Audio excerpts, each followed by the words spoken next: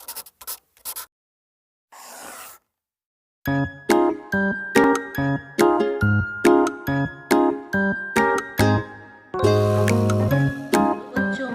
आज मैं आपको आपकी उत्कर्ष हिंदी पाठमाला का पाठ 13, जिसका नाम है गाथा गजनंदन की, इसके प्रश्न उत्तर समझाने जा रही हूँ।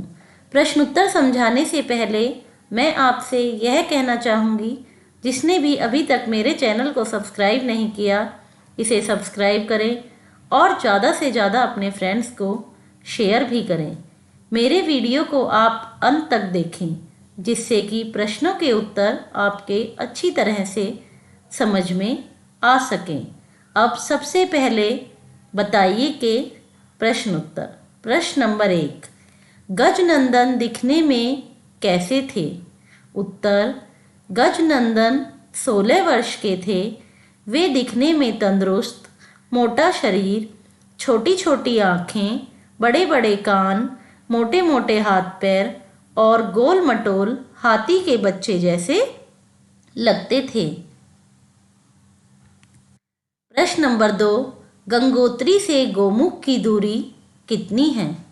उत्तर, गंगोत्री से गोमुख 21 किलोमीटर आगे है। प्रश्न नंबर 3, दिल्ली से गंगोत्री तक की यात्रा किन किन साधनों से पूरी हुई? उत्तर, दिल्ली से गंगोत्री तक की यात्रा रेल, बस और जीप के द्वारा पूरी हुई। प्रश्न नंबर 4, गजनंदन का देसी टेलीफोन क्या था और उसने उसका उपयोग कैसे किया? उत्तर, गजनंदन का देसी टेलीफोन उसकी स्वयं की आवाज़ थी, स्वयं अपनी। गजनंदन ने गंगा के किनारे जाकर डाक बंगले की ओर अपना मुंह किया और मास्टर जी को सूचना देने के लिए उसने ऊंचे स्वर में अपनी बात कहकर उसका उपयोग किया, उसका अपने देसी टेलीफोन का। अब लिखिए कुछ शब्दों में प्रश्नों के उत्तर। प्रश्न नंबर 1, गोमुख की क्या विशेषता है?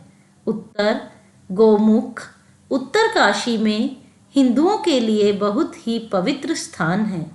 गोमुख बर्फ के पहाड़ में बन गई गुफा को कहते हैं। गोमुख से गंगा नदी तेजी से बहती हुई बाहर आती हैं और पहली बार सूरज की रोशनी से गले मिलती हैं। प्रश्न नंबर 2, गोमुख यात्रा के दल में कितने लोग थे? गोमुख यात्रा के दल में 7 लड़के, 1 मास्टर जी, 2 सेवक और स्वामी जी को मिलाकर 11 लोग थे। प्रश्न नंबर 3, दिल्ली और गंगोत्री में क्या अंतर था?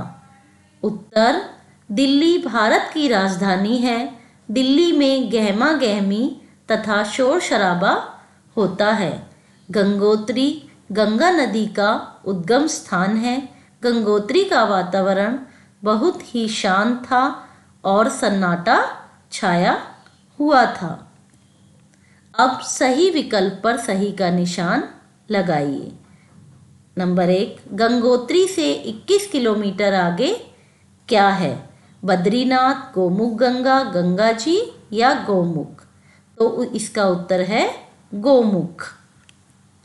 प्रश्न नंबर 2, इसमें सही विकल्प में खुश होकर गजनंदन का राशन किसने 2 गुना कर दिया? प्रिंसिपल ने, मास्टर जी ने, स्वामी जी ने या तीनों में से किसी ने नहीं? इसका उत्तर है स्वामी जी ने खुश होकर गजनंदन का राशन 2 गुना कर दिया। 3, स्वामी जी ने गजनंदन, भोला शंकर और किसको आगे चलने के लिए छांटा? माचवे और तुषार को, मास्टर जी और तुषार को, तुषार और इकबाल को, माचवे और तपोवन? किसको? स्वामी जी ने गजनंदन, भोला शंकर, माचवे और तुषार को आगे चलने के लिए छांटा। अब अधिकतम शब्दों में प्रश्नों के उत्तर। प्रश्न नंबर 1, गजनंदन ने यात्रा संबंधी अपने क्या क्या लाभ प्रिंसिपल को बताए थे? उत्तर, गजनंदन ने यात्रा संबंधी अपने अनेक लाभ अपने प्रिंसिपल को बताए थे, जो कि निम्नलिखित हैं।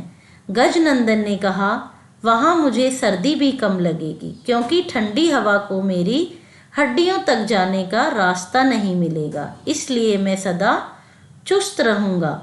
जब मेरे साथी थक जाएंगे, वे हिम्मत हार जाएंगे, तब मैं उन्हें हंसा हंसा कर फिर से तरोताज़ा कर दूंगा।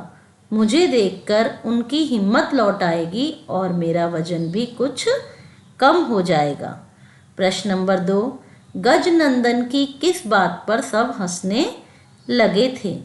उत्तर, जब गजनंदन ने अपने साथियों से यह कहा कि यह पहाड़ जो ये पहाड़ है, यह मेरे साथी हैं। बड़ा होकर मैं भी तो ऐसा ही लगूंगा, काला काला भारी भरकम भूद्राकार शरीर। तब गजनंदन की यह बात सुनकर सब हंसने लगे थे। प्रश्न नंबर 3, मास्टर जी ने सबसे जल्दी तैयार होने को क्यों कहा?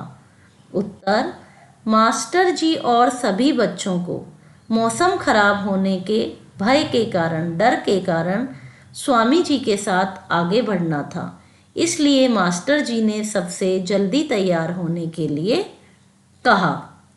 प्रश्न नंबर 4, गोमुख यात्रा के लिए क्या क्या सामान साथ रखा गया? उत्तर, गोमुख यात्रा के लिए बच्चों ने तुरंत बिस्तर बांधे, अपने कंधों पर थैले बांधे और उनमें कुछ जरूरी सामान भर लिया, जैसे मेवा, मिश्री, दवाई, बिस्कुट आदि। प्रश्न नंबर 5, चढ़ाई करते हुए बच्चों ने रास्ते में क्या क्या देखा? उत्तर, चढ़ाई करते हुए बच्चों ने रास्ते में भोजपत्र के पेड़ देखे, जड़ी बूटियां देखी, जंगली भेड़ों का गिरोह देखा, तुतराल नाम के जानवर की पूंछ देखी और रीछ के पंजों के निशान देखे। बच्चों, अब मैं इस वीडियो को समाप्त करती हूँ।